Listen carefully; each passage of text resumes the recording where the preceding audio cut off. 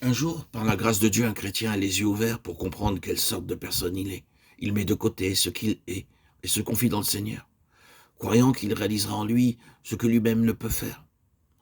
Ce qui en résulte, c'est qu'il est affranchi et pleinement satisfait devant Dieu. Plus tard, un autre croyant se présente. Entendant le témoignage de ce chrétien, il demande aussi à Dieu de l'éclairer pour qu'il puisse à son tour reconnaître son incapacité naturelle. Il apprend lui aussi à se confier en Dieu et humblement, il renonce à lui-même. Mais chose étrange, il ne parvient pas à la délivrance, alors que le premier l'a expérimenté. Quelle en est la raison? C'est que le premier frère a eu une foi vivante qui l'a rendu capable de toucher le Seigneur tout en croyant en Dieu, tandis que le second frère n'a pas de foi du tout, mais uniquement un fac-similé de foi. Ainsi donc, il ne parvient pas jusqu'à Dieu. En somme, ce que ce deuxième frère a obtenu n'est qu'une méthode et non pas le Seigneur. Une méthode n'a ni puissance ni efficacité, car n'étant pas Christ, elle n'est simplement qu'une chose morte. Tout concept spirituel en dehors de Christ est mort. Il faut que cela soit bien clair pour nous. Quelques frères et sœurs s'étonnent intérieurement. Il est étrange que telle personne croie en Dieu et que sa prière soit exaucée, alors que moi, qui crois aussi, je ne suis pas même entendu. Pourquoi donc Dieu lui accorde-t-il sa grâce et pas à moi? Ces croyants semblent accuser Dieu de partialité, sans réaliser que ce en quoi il se confie n'est qu'une chose qui donc est morte. Ce ne sont pas les formules ou les méthodes qui sont agissantes. Christ seul est vivant. Même si quelqu'un apprend tout un manuel de méthode, il n'est pas pour cela qualifié pour être un chrétien, car on devient enfant de Dieu qu'en naissant de nouveau, et non pas par un bon enseignement. Je suis le chemin, déclare le Seigneur Jésus-Christ.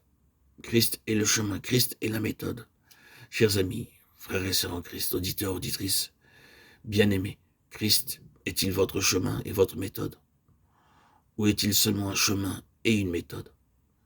Dieu merci, si votre méthode est Christ, toutes choses seront couronnées de succès. Mais si c'est pour nous simplement une méthode, quelque bonne, juste et incomparable qu'elle puisse être, elle demeure morte et sans valeur spirituelle. La raison de beaucoup de prières non exaucées et de témoignages inefficaces réside dans le fait que nous ne touchons pas le Seigneur. Nous avons simplement copié la méthode des autres sans avoir pu toucher le Seigneur lui-même. Un jour, un serviteur du Seigneur donna un message sur la base de Romains 6:8, dans un certain lieu. Après avoir écouté le prédicateur, un frère déclara « Aujourd'hui, j'ai compris le chemin de la victoire. Je suis tout à fait au clair maintenant.